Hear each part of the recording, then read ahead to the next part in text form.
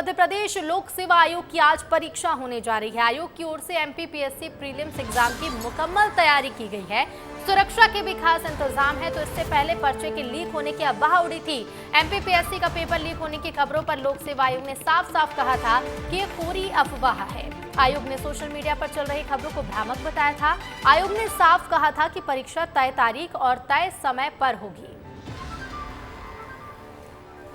तो आज MPPSC prelims की परीक्षा होनी है और परीक्षा केंद्रों पर सुरक्षा के कड़े इंतजाम किए गए हैं। आज होगी एमपीपीएससी प्रीलिम्स की परीक्षा। तय समय पर ही परीक्षा होगी। परीक्षा केंद्रों पर सुरक्षा के कड़े इंतजाम किए गए हैं और आज परीक्षा होने जा रही है, जिसके लिए ज्यादा जानकारी हम लेंगे। भोपाल से संवाददाता सूरज तिवारी लाइव जुड़ रहे हैं। सूरज, प्रीलिम्स की परीक्षा आज पीएससी की होने जा रही है। सुरक्षा के कड़े इंतजाम है क्योंकि पेपर लीक जैसी कई अफवाहें भी उड़ी, लेकिन आयोग का साफ कहना है कि अफवाहों पर ध्यान ना दें। निश्चित तौर पर ऋतु, आज एमपीपीएससी की जो प्री परीक्षा है वो होने जा रही है और इस परीक्षा के मद्देनज़र सुरक्षा के पुख्ता इंतजाम किए गए हैं। परीक्षा से पहले एक दिन पहले टेलीग्राम में पेपर लीक की अफवाहें उड़ी, लेकिन आयोग ने इसे खारिज कर दिया। आयोग का कहना था कि ये भ्रामक खबरें हैं। पेपर की अगर बात करें तो पहला पेपर जो है 10 से 12 बजे के 2 घंटे के टाइम में है। दूसरा पेपर 2 बजे से 4:15 बजे तक है। 9:30 बजे तक परीक्षा केंद्रों में लोगों को एंट्री करनी पड़ेगी। 9:30 बजे के बाद प्रवेश नहीं दिया जाएगा। 9:45 तक लगभग पेपर 10 बजे से 12 बजे तक पेपर होगा। 9:45 तक ओएमआर सीट दे दी जाएगी। जब परीक्षा पेपर हाथ में आ जाएगा अभ्यर्थियों के, तो उनको बाहर जाने की इजाज़त नहीं दी जाएगी।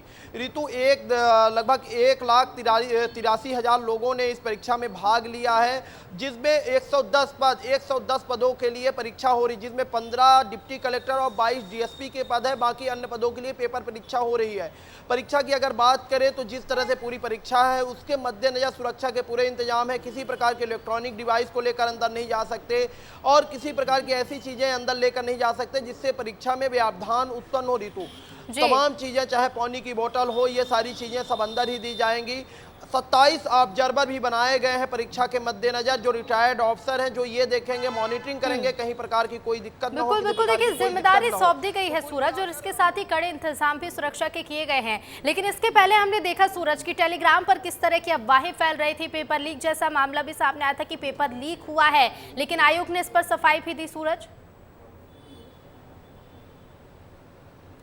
निश्चित तौर पर आपने देखा कि कई ऐसे टेलीग्राम ग्रुप बनाए गए थे। एमपीपीएससी पेपर लीक ऐसे करके ग्रुप बनाए गए थे, जिसमें अलग अलग तरीके से पेपर आ रहे थे और छात्रों को बरगलाया जा रहा था कि ये पेपर ओरिजिनल पेपर हैं, यही पेपर लीक हुए। लेकिन जब आयोग तक ये पेपर पहुंचा और लगातार वायरल हुआ, मीडिया ने आयोग से बातचीत की, तो आयोग ने इसे खारिज कर दिया और भ्रामक खबर बताया कि ये भ्रामक है।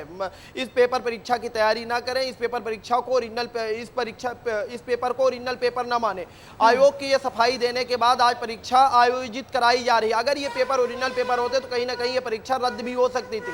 तो आयोग ने पूरे तरीके से परीक्षा पेपर को भ्रामक बताया है ऋतु, और कल ही आयोग ने इसे पे सफाई दी थी। तो आज परीक्षा होगी, 2 पालियों में परीक्षा होनी है। पहला 10 से 12 बजे, दूसरा 2:15 से 4:15 बजे तक ये पेपर कराए जाएंगे। लगभग 1,83,000 लोग इसमें भाग ले रहे हैं ऋतु। जैसा कि मैंने पहले भी आपको बताया कि पूरी तरीके से पुख्ता इंतजाम है। किसी प्रकार से कोई डिवाइस लेकर छात्र अंदर नहीं जा सकते, किसी प्रकार की ऐसी चीजें लेकर नहीं जा सकते, क्योंकि अभी हाल फिलहाल 2 पेपर लीक का मामला जब से सामने आया है, उससे कहीं ना कहीं केंद्र सरकार और राज्य की शिक्षा मंत्रालय, केंद्र का शिक्षा मंत्रालय घिरता हुआ नजर आया। एक पेपर तो रद्द भी करना पड़ा नेट का, और नीट को लेकर सुप्रीम कोर्ट में विवाद भी चल रहा है। ऐसे में कोई कोताही राज्य सेवा आयोग जो है कोई कोताही कई अफवाहें और इसके बीच कोई भी कोताही सूरज आयोग नहीं बरतना चाहता, और यही वजह कि आयोग ने सफाई भी दी है और अब कड़े सुरक्षा इंतजामों के बीच आज परीक्षा कराई जा रही है। फिलहाल शुक्रिया सूरज आपका जानकारी के लिए। तो देखिए, एमपीपीएससी प्रीलिम्स की परीक्षा यानी कि मध्य प्रदेश लोक सेवा आयोग की आज परीक्षा होने जा रही है। और आगे बढ़ेंगे, कुछ और खबरों का रुख कर लेते हैं। भोपाल में बीजेपी दफ्तर जाएंगे CM doctor Mohan Yadav. Doctor Shyama Prasad Mukherjee के बलिदान दिवस पर हो रहा है कार्यक्रम। डॉक्टर श्यामा प्रसाद मुखर्जी को पुष्पांजलि अर्पित करेंगे। शाम में शालिग्राम तोमर स्मृति समारोह में शामिल होंगे। तो भोपाल में बीजेपी दफ्तर जाएंगे CM doctor Mohan Yadav. Doctor Shyama Prasad Mukherjee के बलिदान दिवस पर कार्यक्रम हो रहा है और डॉक्टर श्यामा प्रसाद मुखर्जी को पुष्पांजलि अर्पित करेंगे सीएम। बीजेपी का मेगा प्लांटेशन अभियान है एक पेड़ मां के नाम अभियान का आज से शुभारंभ होने जा रहा है। बूथ स्तर पर कार्यक्रम आयोजित होंगे। डॉक्टर श्यामा प्रसाद मुखर्जी की पुण्यतिथि से कार्यक्रम की शुरुआत होगी और 6 जुलाई को जयंती तक ये अभियान चलेगा। इस अभियान से जनता को कनेक्ट करने की तैयारी है। तो मेगा प्लांटेशन अभियान शुरू करने जा रही है मध्य प्रदेश में बीजेपी और एक पेड़ मां के नाम अभियान, जिसकी शुरुआत आज से होने जा रही है। मेगा प्लांटेशन अभियान होगा तो बता दें कि आज जहां एक और मुख्यमंत्री डॉक्टर मोहन यादव बीजेपी कार्यालय जाएंगे और बीजेपी कार्यालय जाकर CM doctor Mohan Yadav doctor Shyama Prasad Mukherjee के बलिदान दिवस पर होने वाले कार्यक्रम में शामिल होंगे और इसके साथ ही मेगा प्लांटेशन अभियान भी है। और चलिए ज्यादा जानकारी के लिए सीधे रुख करेंगे, संवाददाता सूरज हमारे साथ जुड़ रहे हैं। सूरज, डॉक्टर श्यामा प्रसाद मुखर्जी के बलिदान दिवस पर कार्यक्रम होने जा रहा है, मुख्यमंत्री एक और जहां पहुंचने वाले हैं बीजेपी कार्यालय, तो एक मेगा प्लांटेशन की भी तैयारी है। निश्चित तौर पर ऋतु, आज श्यामा प्रसाद मुखर्जी का बलिदान दिवस है और भारतीय जनता पार्टी के तमाम नेता श्यामा प्रसाद मुखर्जी की प्रतिमा के पास जुटेंगे। आप तस्वीरें देख सकती हैं, यहीं पर मुख्यमंत्री मोहन यादव करीब 10 बजे आएंगे और माल्यार्पण करेंगे। मुख्यमंत्री मोहन यादव के साथ और प्रदेश अध्यक्ष वी.डी. शर्मा और संगठन के तमाम नेता मौजूद रहेंगे। श्यामा प्रसाद मुखर्जी की अगर बात करूं ऋतु, तो जब पहली कैबिनेट आज़ादी के बाद पहली कैबिनेट गठन हुई तो उसमें ये मंत्री थे, लेकिन पाकिस्तान में हिंदुओं के ऊपर जिस तरह से अत्याचार हुआ उसके बाद उन्होंने अपनी कैबिनेट पद से इस्तीफा दे दिया। फिर भारतीय जनसंघ की इन्होंने स्थापना की। जनसंघ ही है जो भारतीय जनता पार्टी के रूप में बाद में बदल गई। ये अपने अलग विचार के लिए जाने जाते थे। भारतीय जनता पार्टी पंडित दीनदयाल उपाध्याय और श्यामा प्रसाद मुखर्जी में चलने वाली पार्टी अपने आप को मानती है। और दूसरी तरफ आज उनका बलिदान दिवस है, तो दूसरी तरफ एक पेड़ एक मां के नाम अभियान भी चलाया जाएगा, यानी एक पेड़ अपने मां के नाम लगाओ। ये अभियान भारतीय जनता पार्टी पूरे प्रदेश भर में चलाएगी। तो कहीं ना कहीं ये दिन महत्वपूर्ण है और इनके जयंती तक, ये जो जन्म जयंती है तब तक अभियान चलेगा। तो श्यामा प्रसाद मुखर्जी का जिस तरह से आज बलिदान दिवस है, मुख्यमंत्री मोहन यादव भारतीय जनता पार्टी कार्यालय के पास जो ये श्यामा प्रसाद मुखर्जी की प्रतिमा है वहां पर आएंगे, माल्यार्पण करेंगे। वी.डी. शर्मा भी मौजूद रहेंगे, भारतीय जनता पार्टी के तमाम संगठन के नेता भी मौजूद रहेंगे। ऋतु जी बिल्कुल सूरज, शुक्रिया आपका जानकारी के लिए। तो देखिए एक बड़ा कार्यक्रम होने जा रहा है जिसमें सीएम शामिल होंगे। और इधर दिल्ली में ICAR में राष्ट्रीय संगोष्ठी और पूर्व छात्रों के मिलन समारोह में केंद्रीय कृषि मंत्री की जुबान फिसल गई। पूर्व छात्रों के बीच बोलते बोलते शिवराज सिंह चौहान खुद को मुख्यमंत्री बोल गए, लेकिन अचानक ही खुद को ठीक किया और फिर केंद्रीय कृषि मंत्री बताया। उन्होंने सफाई भी दी कि 20 साल सीएम रहा तो आदत इतनी जल्दी नहीं जाती। मैं सूची बनवा रहा था कि और बनाओ, तो पाठक जी को भी पता है और किस किस से मिलूं। मैं आप सबसे बात करना चाहता हूं क्योंकि मुख्यमंत्री कोई सब विषयों का मुख्यमंत्री नहीं, कृषि मंत्री। मैं 4 बार मुख्यमंत्री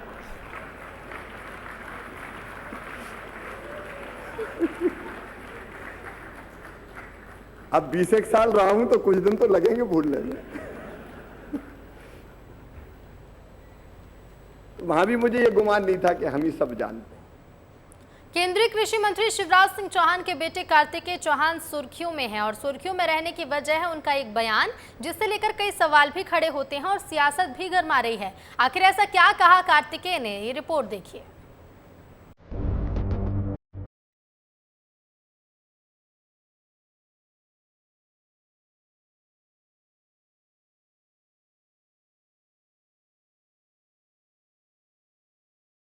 कश्मीर से लेकर कन्याकुमारी तक अगर किसी देश में सबसे बड़े नेताओं में अगर गिनती की जाती है तो हमारे नेता आदरणीय शिवराज सिंह चौहान जाती है।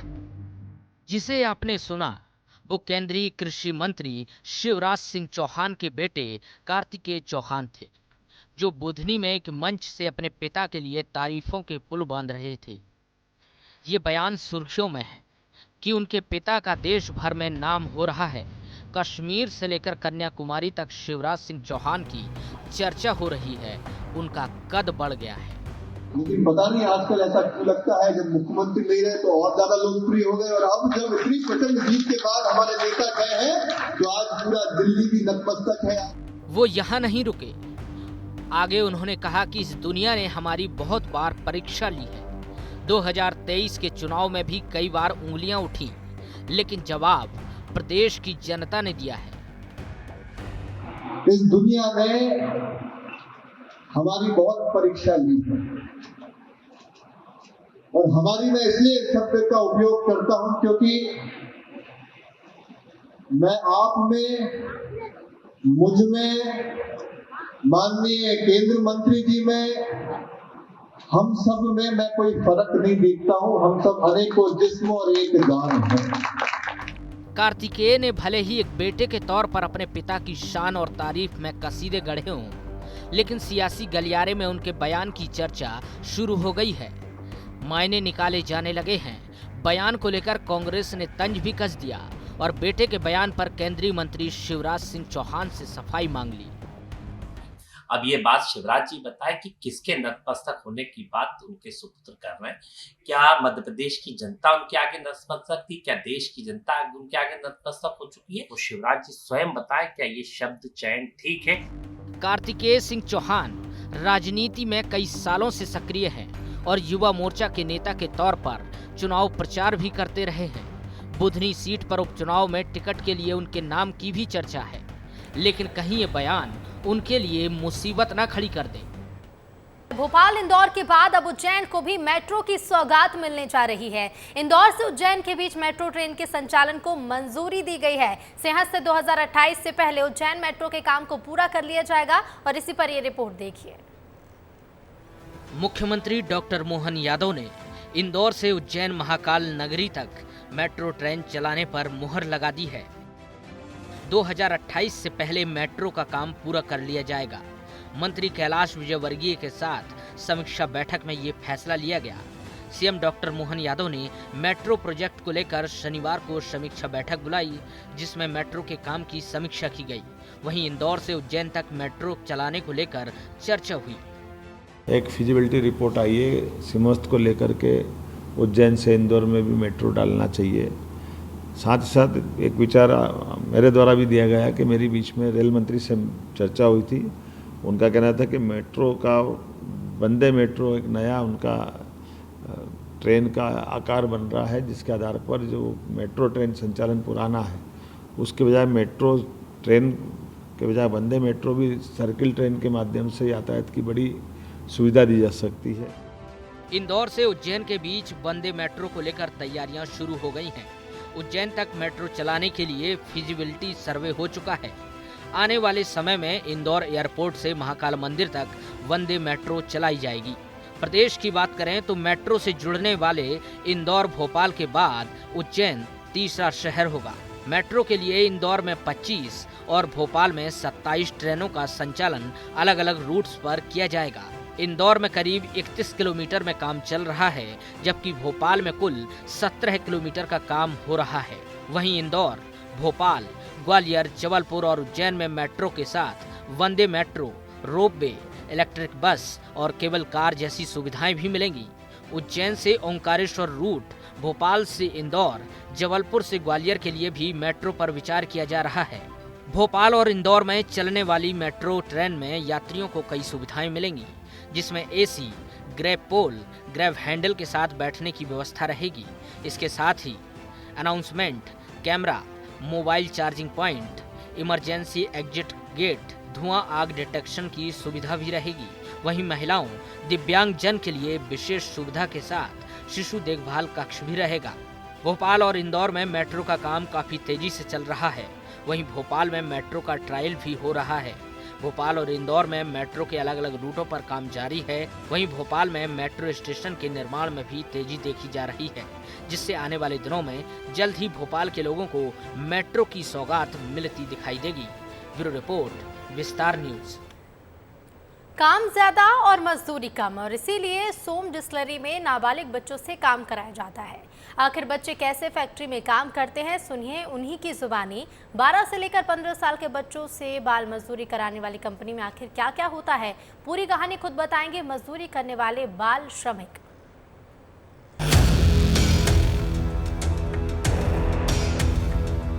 जिन हाथों में किताबें होनी चाहिए थी, जिन हाथों में कलम होनी चाहिए थी, उन हाथों में स्पिरिट है, शराब है, मजदूरी है, और वजह है मजबूरी। मजबूरी, सिर्फ मजबूरी। अपनी भूख मिटाने की, अपना पेट पालने की, परिवार चलाने की, सबकी मजबूरी, जिसका फायदा सोम डिस्टिलरी ने खूब उठाया और मासूमों की परवाह किए बगैर धकेल दिया उन्हें मौत की भट्ठी में। ये मासूमों के जले हुए हाथ, ये उनके जख्मों पर मंडराती मक्खियां, ये मासूमों के बद से बदतर हालात खुद मासूमों की बर्बादी बयां कर रहे हैं। शराब फैक्ट्री में बाल मजदूरी कराने वाले इन बच्चों के बीच जब विस्तार न्यूज की टीम पहुंची तो खुद बच्चों ने अपनी पूरी दास्तां बयां की। सर मैं बोतल खड़ी करता था सर, शराब की भरी हुई, और जो बोतल भरी हुई पेटी रहती है उस पर टेप लगाता था। वो अंदर खाली पौवा लाते हैं, फिर अंदर भरते हैं, लाइन पे चलाते हैं, फिर पेटी में पैक होते हैं। ये तो पानी में अपन 10 मिनट अपने हाथ भी पानी में रखेंगे तो वो नॉर्मल हो जाते हैं, उसकी खाल भेली हो जाती है। जैसे उधर है वो गर्म दारू निकलती है, इस वजह से अपन 5 मिनट भी उसमें हाथ रखेंगे तो ऐसे हो जाएंगे। कम मजदूरी देने और ज्यादा मुनाफे कमाने के लालच में करोड़ों रुपए का व्यापार करने वाली सोम डिस्टिलरी ने बच्चों के बचपन से भी खिलवाड़ किया है और महज 12 से 15 साल के इन बच्चों से पढ़ने लिखने की उम्र में हर वो काम कराया जो एक हट्टे कट्टे मजदूर करते हैं। शराब की बोतल भरने का काम, होलोग्राम लगाने का काम, वॉशिंग का काम, लेकिन आखिरकार बाल आयोग की दखलंदाजी के बाद मासूमों को इस नर्क से निजात मिली। देखिए, इससे ज़्यादा दुर्भाग्यपूर्ण कोई घटना हो नहीं सकती जहां जिला प्रशासन की नाक के नीचे से बच्चों को गायब कर दिया गया। बच्चों को इमीडिएटली CWC प्रोड्यूस करना, SDM के समक्ष उनके बयान करना और ये एसर्टेन करना कि बॉन्डेड लेबर है कि नहीं, स्थानीय प्रशासन की जिम्मेदारी थी, स्थानीय पुलिस की जिम्मेदारी थी। पुलिस ने समुचित धाराओं में FIR कायम नहीं की, 11 घंटे बाद FIR कायम की। वहाँ पे SDM 5 घंटे बाद पहुँचे, ADM 7 घंटे बाद पहुँची और इस सब के बीच में जो अपराधी थे उन्होंने बच्चों को गायब कर दिया। फैक्ट्री के अंदर आबकारी विभाग का दफ्तर होने के बावजूद बेधड़क बच्चों से काम कराने का सिलसिला कई महीनों से चल रहा था। सोम डिस्टिलरी की हकीकत सामने आने के बाद मोहन सरकार ने एक्शन लेते हुए कंपनी को सील करने के आदेश दिए। बहरहाल अब देखना होगा कि इन मासूमों के बेहतर कल के लिए आखिर अब क्या ठोस कदम उठाए जाएंगे और बच्चों की जिंदगी से खिलवाड़ ना हो सके इसके लिए और क्या कुछ नया कानून बनाया जाएगा। ब्यूरो रिपोर्ट, विस्तार न्यूज। इधर बुरहानपुर जिले के गांव दही नाला में नेटवर्क की समस्या एक बड़ी चुनौती बनी हुई है। ग्रामीणों को परिवार और दोस्तों से संपर्क करने के लिए 3 से 5 किलोमीटर दूर पहाड़ियों तक जाना पड़ता है। ग्रामीणों का कहना है कि आज़ादी के बाद से अब तक इस समस्या का समाधान नहीं हुआ। साथ ही सरकारी अधिकारियों से अपील की कि वे इस समस्या पर गंभीरता से ध्यान दें। जी वही बस वही जमाना, आज इंटरनेट का जमाना है, लेकिन हमको इसकी कोई सुविधा नहीं मिल पा रही। और तकरीबन 2-3 गांव में ये समस्या, जैसे हसनपुरा हो गया, मांडवा हो गया, दहीनाला हो गया, हमको कभी इंटरनेट की जरूरत हो तो हमको बहुत बड़े पहाड़ों पे चढ़ना पड़ता है।